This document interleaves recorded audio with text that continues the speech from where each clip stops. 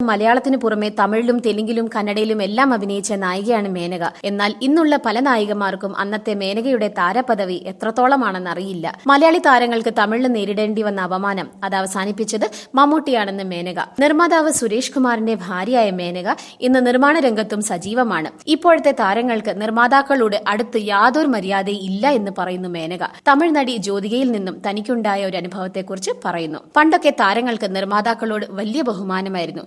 എന്നാൽ ഇന്ന് അഭിനയിക്കുന്ന സിനിമ ആരാണ് നിർമ്മിക്കുന്നത് എന്ന് പോലും പല താരങ്ങൾക്കും അറിയില്ല. ആ അനുഭവം തനിക്കുണ്ടായിട്ടുണ്ട് എന്ന് പറഞ്ഞുകൊണ്ട് മേനക തന്റെ അനുഭവം പങ്കുവച്ചു. ജയറാമും ജ്യോതികയും ഗീതു മോഹൻദാസും ഒക്കെ കേന്ദ്ര കഥാപാത്രങ്ങളായി അഭിനയിച്ച മലയാള സിനിമയാണ് സീതാ കല്യാണം. സുകുമാരിയും ആച്ചി മനോരമയൊക്കെ ചിത്രത്തിൽ അഭിനയിച്ചിരുന്നു.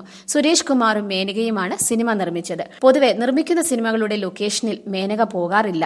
പലപ്പോഴും ഒന്ന് വന്നാലായി. എന്നാൽ അന്ന് സുകുമാരിയും ആച്ചി മനോരമയും ഉണ്ടെന്നറിഞ്ഞിട്ടാണ് സുരേഷിനൊപ്പം മേനകയും വന്നത്. അവിടെ ഗീതു മോഹൻദാസും ജ്യോതികയും ഇരുന്ന് സംസാരിച്ചു കൊണ്ടിരിക്കുകയായിരുന്നു. മേനകയും സുരേഷിനെയും കണ്ടപ്പോൾ ഗീതു ഹായ് ചേച്ചി, ഹായ് സുരേഷ് ഏട്ട എന്ന് പറഞ്ഞത്രേ. ജ്യോതിക ഇരുന്നിടത്തു നിന്നും അനങ്ങിയില്ല. മേനക അകത്തേക്ക് പോയി സുകുമാരിയോടും മനോരമയോടും സംസാരിച്ചിരുന്നു. അകത്തിരുന്ന് സംസാരിച്ചപ്പോൾ ജ്യോതിക അങ്ങോട്ടേക്ക് വന്നിരുന്നു. പക്ഷെ അപ്പോഴും എന്നെ നോക്കിയതോ മൈൻഡ് ചെയ്തതോ ഇല്ല. അന്ന് ആദ്യമായിട്ടാണ് ഞാൻ ജ്യോതികയെ കാണുന്നത്. ജ്യോതികയും എന്നെ അറിയില്ല.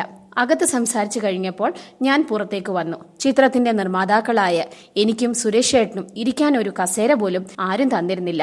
ഒടുവിൽ പറഞ്ഞപ്പോൾ പ്രൊഡക്ഷൻ ബോയ് സോറി പറഞ്ഞ് കസേര എടുത്തിട്ടു. കുറച്ചു കഴിഞ്ഞപ്പോൾ ജ്യോതിക ഓടി വന്ന് എന്നോട് ക്ഷമ പറഞ്ഞു. സോറി മാഡം, എനിക്ക് നിങ്ങൾ ആരാണെന്ന് മനസ്സിലായിരുന്നില്ല.